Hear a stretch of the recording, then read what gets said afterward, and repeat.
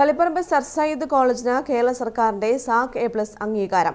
കേരള ഉന്നത വിദ്യാഭ്യാസ കൗൺസിലിന്റെ ഭാഗമായുള്ള state assessment and accreditation centre നടത്തിയ മൂല്യനിർണ്ണയത്തിൽ A+ നേടിയതോടെ കണ്ണൂർ യൂണിവേഴ്സിറ്റിക്ക് കീഴിൽ സാക് അക്രഡിറ്റേഷൻ ലഭിക്കുന്ന ആദ്യ ഉന്നത വിദ്യാഭ്യാസ സ്ഥാപനമെന്ന നേട്ടത്തിന് കോളേജ് അർഹമായതായി കോളേജ് അധികൃതർ അറിയിച്ചു. കനനൂർ ഡിസ്ട്രിക്ട് മുസ്ലിം എഡ്യൂക്കേഷണൽ അസോസിയേഷന് കീഴിൽ പ്രവർത്തിക്കുന്ന സർ സയ്യിദ് കോളേജ് സംസ്ഥാന സർക്കാരിന്റെ റൂസ, കേന്ദ്ര സർക്കാരിന്റെ ഫെസ്റ്റ്, UGC എന്നീ ഫണ്ടുകൾ ഉപയോഗിച്ച് ഭൗതിക വികസനത്തിൽ വൻ കുതിച്ചുചാട്ടമാണ് ഉണ്ടാക്കിയത്.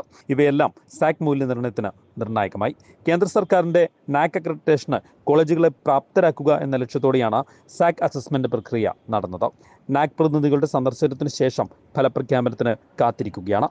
കണ്ണൂർ യൂണിവേഴ്സിറ്റി മുൻ വൈസ് ചാൻസലർ മൈക്കിൾ തരകൻ ചെയർമാനും കുസാറ്റ് മുൻ vice chancellor professor G. Sankaran, Calicut സർവകലാശാല മുൻ ലൈഫ് സയൻസ് വിഭാഗം പ്രൊഫസർ ഫാത്തിമ സുഹറ എന്നിവർ മെമ്പർമാരുമായ സാക് പിയർ ടീമിന്റെ റിപ്പോർട്ടിന്റെ അടിസ്ഥാനത്തിലാണ് ഉന്നത വിദ്യാഭ്യാസ കൗൺസിൽ കോളേജിന് A+ ഗ്രേഡ് നൽകാൻ തീരുമാനിച്ചെന്ന് ഭാരവാഹികൾ വാർത്താസമ്മേളനത്തിൽ പറഞ്ഞു. സാക് സംസ്ഥാന ഗവൺമെന്റ് കീഴിലുള്ള സ്റ്റേറ്റ് അസസ്മെന്റ് ആൻഡ് അക്രഡിറ്റേഷൻ കൗൺസിലിന്റെ A+ അംഗീകാരം ലഭിച്ചിരിക്കുകയാണ്. A+.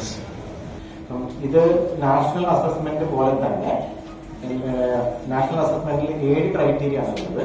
സ്റ്റേറ്റ് അസസ്മെന്റ് വരുമ്പോഴത്തേക്ക് ഏകദേശം 10 ക്രൈറ്റീരിയയിലുള്ള ഇവാലുവേഷൻ ആണ് നടക്കുന്നത്.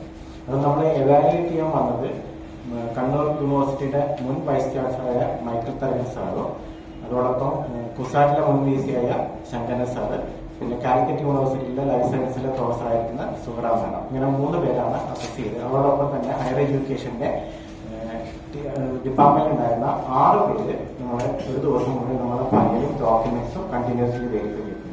ഇത് പറയാൻ കാരണം എന്താ വെച്ച് കഴിഞ്ഞാൽ നാക്കിന്റെ അക്രഡിറ്റേഷനേക്കാളും കൂടുതൽ വെരിഫിക്കേഷൻ നമുക്ക് സാക്കിന് ഉണ്ടായിട്ടുണ്ടായിരുന്നു.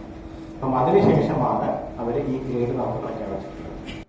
തളിപ്പറമ്പിൽ നടന്ന വാർത്താസമ്മേളനത്തിൽ advocate P. Mahmood Allamkulam, doctor Ismail Olayikkara, Tajo Abraham, doctor AK Abdussalam എന്നിവർ പങ്കെടുത്തു.